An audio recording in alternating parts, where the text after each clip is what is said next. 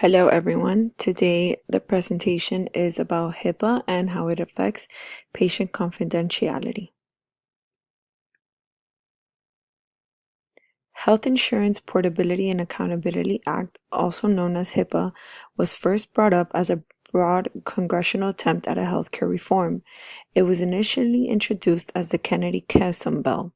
The bill passed on August 21st, 1996 with two objectives. It helped American workers and their families to transfer and continue receiving healthcare insurance when they change jobs or lose jobs. That was the portability part. The accountability part was to protect patients' health information from disclosure, reduce healthcare fraud and abuse, while mandating industry-wide standards for healthcare information on electronic bill and other processes.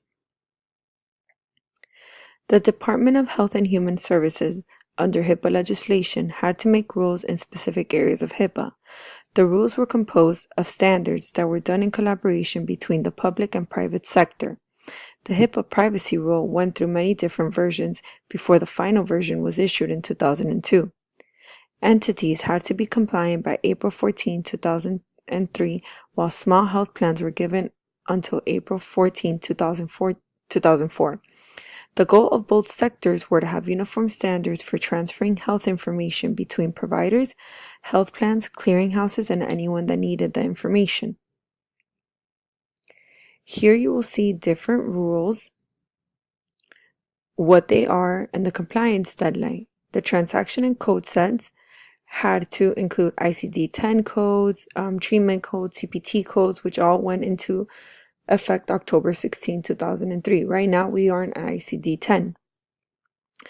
There were different identifiers that needed to be put, such as the NPI, which is the National Provider Identification, the Health Plan Identifier, and the Individual Identifier Standard. The Health Plan Identifier Standard each health plan has a different payer ID when you process it electronically.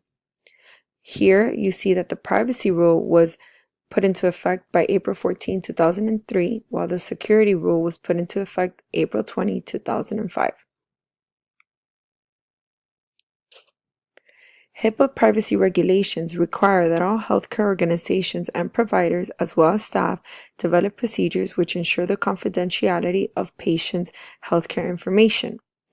Protected information includes a person's mental and physical health, the person who is the subject of the information, and the entity who created or received the information.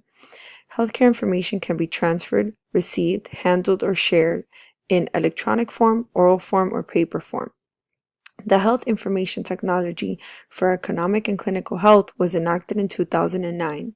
It provided incentives to Medicare and Medicaid hospitals and physicians to adopt electronic health records. It also provided grants to develop health information exchanges. There are 5 major components to the HIPAA privacy rule. Personal health information is to be disclosed for health purposes only. The patient's health information cannot be distributed without the authorization of the patient unless there is a reason why. Whomever receives the information must be safe with it. Patients have to be informed as to why their information is being disclosed and what it is being used for. Also, anyone can be charged under civil or criminal law if their information is not handled correctly. The person's individual interest cannot be overridden if it has to do with public health, preventing healthcare fraud, medical research, or anything to do with law enforcement. Patient confidentiality is extremely important.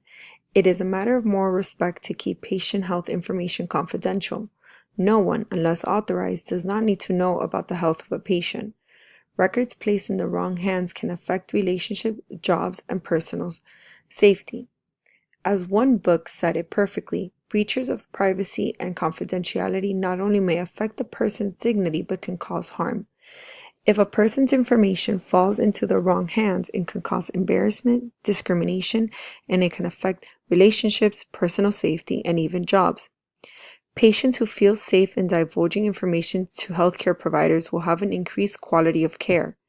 Patients need to feel safe about being honest with providers and knowing their information will not be leaked. I don't know about you guys, but I feel so much more safer knowing that I go somewhere and my information will not be leaked. By giving us the ability to control who knows what about us and who has access to us, privacy allows us to alter our behavior with different people so that we may maintain and control our various social relationships. Basically, patients who tell their healthcare providers everything increases the quality of care. Now we move on to the HIPAA compliance. The goal of security rule is to protect the privacy of individuals' health information while allowing covered entities to adopt new technologies to improve the quality of patient care. The security rule requires entities to ensure confidentiality of all electronic information they receive, maintain, or transmit. They must identify and protect threats to security or integrity of the information and also protect against impermissible uses or disclosures. They have to ensure compliance in the workforce. The security rule required entities to have safeguards in protecting electronic personal health information. There are administrative, technical, physical, and organizational standards. Administrative standards include security management processes, security personnel, information access management, workforce training and management, and evaluation. Technical standards include access control, audit controls, integrity controls, and transmission security.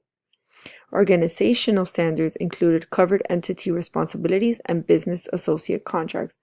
Physical standards included facility access and control, workstation and device security.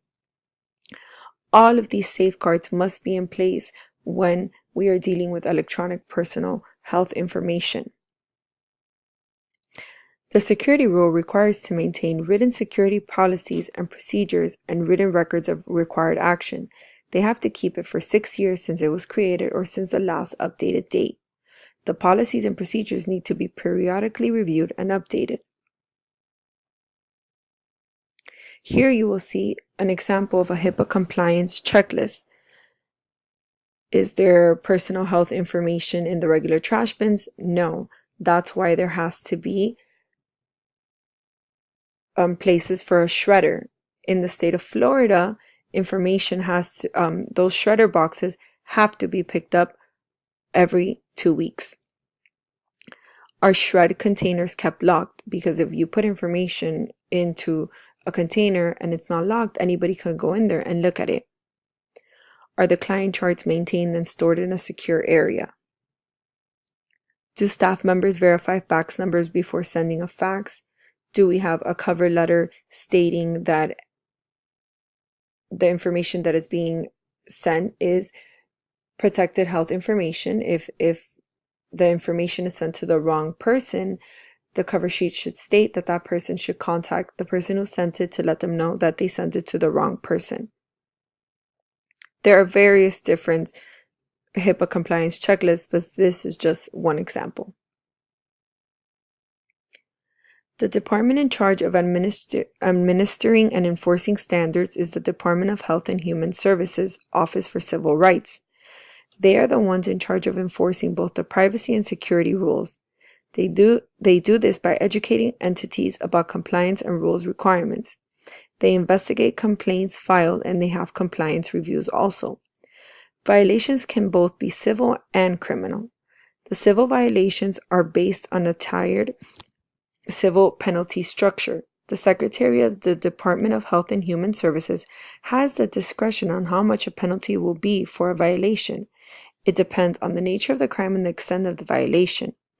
If the violation is corrected in 30 days, then no penalty is given. It is on to the Secretary's discretion how much time they want to extend past the 30 days. The only time penalty cannot be forgiven is in willful neglect cases. The Department of Justice is the one that handles criminal violations. When someone knowingly obtains or discloses information, it can result in a fine of up to $50,000 and imprisonment up to 1 year. False pretenses carry penalties of up to a $100,000 fine and up to 5 years in prison. Transferring information, intent to sell information, or use information for malicious harm, personal gain, or commercial advantage carries a fine of $250,000 and imprisonment of up to 10 years. There are various examples of violations. For example, not logging off a system that contains private information such as a computer or an iPad, telling family or friends about patients in a healthcare organization, telling family or friends about a patient that you are dealing with, discussing private information over the phone in a public area, or discussing a patient's case with someone who has nothing to do with the care of the patient. Even disclosing children's information who are under the age of 18. There are a lot of HIPAA violations and it's very easy to violate. Here you will see different HIPAA violations, the minimum penalty and the maximum penalty. If you unknowingly do it, it's $100 per violation with an annual maximum of $25,000 for repeat violations. The maximum is $50,000 per violation with an annual maximum of $1.5 million. Reasonable cause is $1,000 per violation, the max $50,000. Willful neglect but violation is corrected within the required time period is $10,000 per violation and $50,000 the maximum. Willful neglect and not corrected is $50,000 per violation, and the max is also $50,000 per violation with an annual maximum of $1.5 million. As you can see, these HIPAA violations cost a lot of money, and it is important for hospitals to be able to always be in control of their HIPAA privacy and security rules and never violate HIPAA. If we want to stay accredited with JCAHO and everything, we need to make sure that we do not violate any HIPAA rules because our reputation will be on the line and then we lose our patients, and no one's going to want to come to a hospital where they know that their information has been leaked. In conclusion, HIPAA is very important and we need to make sure to always follow the rules and never violate anyone's personal health information. Thank you.